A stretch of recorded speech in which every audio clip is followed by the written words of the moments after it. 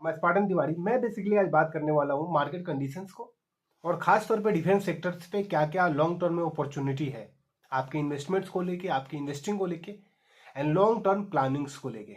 Okay, सो मैं जितनी भी ब्रीफिंग करूंगा, जितनी भी चीज़ें मैं आपको बताऊंगा, पूरे डाटा बेस्ड है। मैंने पूरी एक्सेल बना रखा है, सारे डाटा मैंने रिसर्च करके निकाला है, पिछले 2 दिनों की मेहनत है।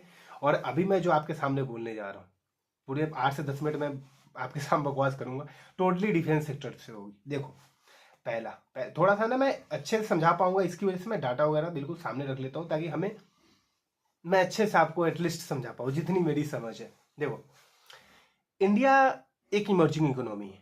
अभी जो करंट सिनेरियोज हमारे चल रहे हैं, हमारे आसपास के जितने भी कंट्रीज है, ये भी इमर्जिंग इकोनॉमी आप इन्हें कह सकते हो। हाँ, ग्रेड थोड़ी लो है, no doubt, like Pakistan, Bangladesh, Sri Lanka, Malaysia, Thailand, Cambodia and south eastern countries. आप इन्हें लो इमर्जिंग इकोनॉमी में मानो, बट इमर्जिंग इकोनॉमी है। अच्छा, उसके बाद सबके एक दूसरे किसी ना किसी बॉर्डर्स को लेकर लड़ाई है। भारत को देखो, लाइक इंडिया को, तो पाकिस्तान के साथ है, चाइना के साथ है।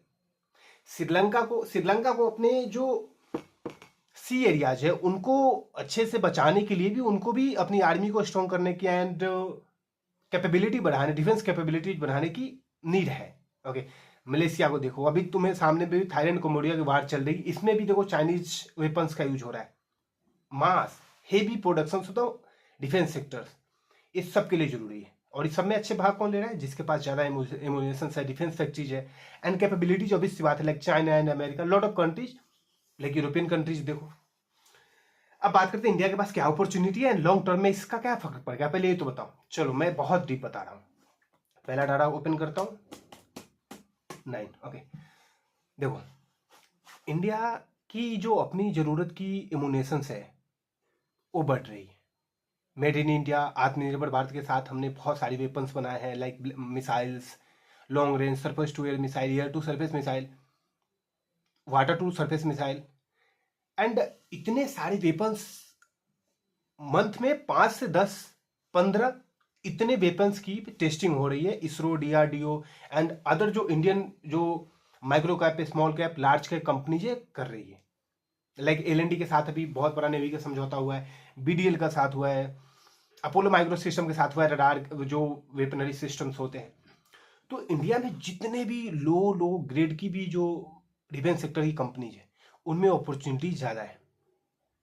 जो बड़े लेवल पे है, नो डाउट, उनके पास ऑर्डर बुक इतने बड़े पड़े हैं कि नो मतलब कि कहना है क्या, 2 लाख करोड़, 2.5 लाख करोड़, 4 लाख करोड़। तो ये भी बूस्टिंग हो गई, बिकॉज वो उतना अभी मुझे लगता है कि 4, 5, 10 सालों में भी उतने ऑर्डर जितने पहले से पड़े हैं उतने नहीं कर पाएंगे वो, बिकॉज बहुत है।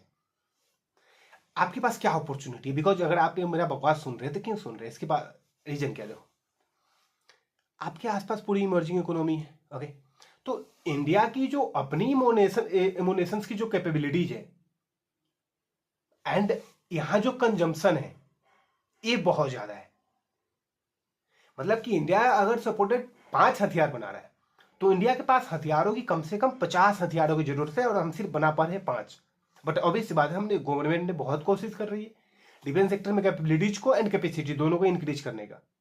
लाइक अभी हम रशिया से 70 to 80% चीजें खरीदते हैं जो डिफेंस सेक्टर्स की होती है। बट जितने भी इंडियन कंपनी मैन्युफैक्चरिंग कर रही है इतने बड़े लेवल पे, मतलब डिफेंस सेक्टर में जितनी ग्रोथ मैं देखा है, दो दो बार ये चीजें हुई है इस पूरे वर्ल्ड एक्सचेंज में। फर्स्ट, 1932 से लेकर 1939 तक जर्मनी, हिटलर पहला जो सेकेंड वर्ल्ड वॉर था, एंड दूसरा चाइना 1975 से लेके 2002 तक। ये 2 कंट्री है जो इतना मास लेवल पे हेवी प्रोडक्शन कर रहे थे इम्यूनेशन एंड डिफेंस सेक्टर्स के। जो कंपनीज थे, इतनी अच्छी ग्रोथ अगर कहीं मिली तो ये 2 टाइम में ही मिली थी। उसमें से बीएमडब्ल्यू एंड पोर्शे भी है, वो सेकेंड वर्ल्ड वॉर की कंपनीज। जिन्हें नहीं पता मैं आपको बता दूं, चाइनीज जो बीवाईडी है एंड और भी सारी कंपनी है, ये पहले डिफेंस सेक्टर में काम करती थी। बाद में धीरे धीरे इन्होंने, चाइनीज गवर्नमेंट ने इन्हें बहुत सारी स्कीम में लाया एंड इनको अपॉर्चुनिटी दी कि आप इसमें आइए एंड मिलके काम करते। तो इंडिया की जितने भी लोअर कंपनी है, जो छोटी है, बड़ी है, इनके पास इतने मौके हैं, इतने बड़े ऑर्डर बुक होने वाले हैं अगले 10 से 15 सालों में, आपके सोच से परे हैं। तो मेरा बेसिकली कहने का मतलब यह है कि आप जाओ, रिसर्च करो थोड़ी, छोटी कंपनी कौन है, मिड कैप कंपनी कौन है, लार्ज कैप कौन है, जितने भी उनके बारे में रिसर्च करो, ऑर्डर बुक्स देखो, लॉन्ग टर्म में सस्टेनेबिलिटी एंड ग्रोथ देखो।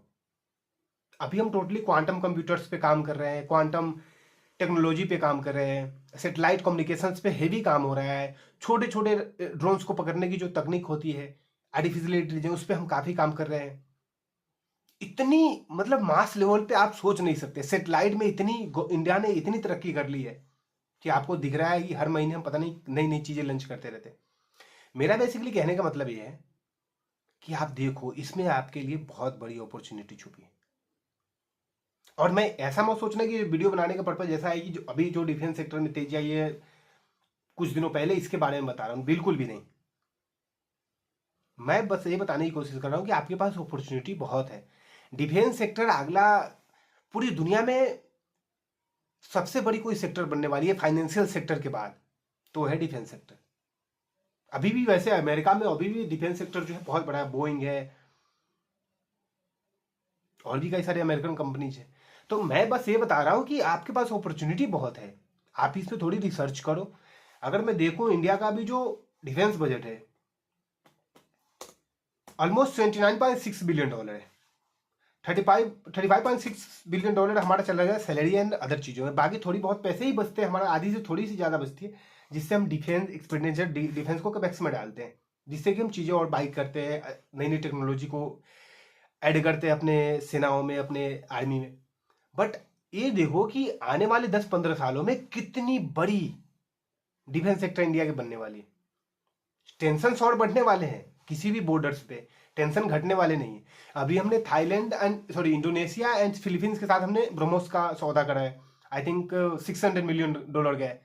तो जब धीरे, चूंकि जरूरी नहीं कि सारी डिफेंस का कोई अगर मिसाइल है तो सारी एक ही मिसाइल एक ही कंपनी नहीं बनाती है, उसके बहुत सारे पार्ट्स होते हैं और हर पार्ट्स की मैन्युफैक्चरिंग कोई अदर अदर कंपनी करती है, कोई छोटी लेवल की कंपनीज करती है।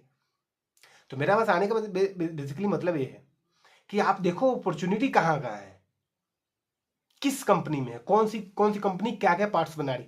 भाई इतनी छोटी चीजें देखोगे तो ही तो, बिकॉज आपको मार्केट में लॉन्ग टर्म में सस्टेन करना है, आज खरीद के कल बेच देना है फिर तो खत्म ही है। मेरा कहने का मतलब है कि पूरी लॉन्ग टर्म में जर्नी, आपकी लाइफ सिर्फ स्टॉक मार्केट है जैसे मेरी है। मैं दिन भर ही देखता रहता हूँ, इसी के बारे में सोचता रहता हूँ, इसी के बारे में काम करता हूँ, एक एक डाटा निकाल के चेक करता रहता हूँ, डजंट मैटर कि वो डाटा कितने साल पुरानी, कुछ तो समझ आएगी ना। तो आप देखो कि इंडिया के डिफेंस सेक्टर में इतनी बड़ी अपॉर्चुनिटी है, आप इसमें से क्या ले सकते हो, बाकी आप खुद समझदार हो। बाकी कोई अपडेट हो आप मुझे ट्विटर फॉलो कर लेना, स्पार्टन तिवारी, वहां नई नई अपडेट मिलती रहती है। Thank you so much, follow कर लेना जरूर।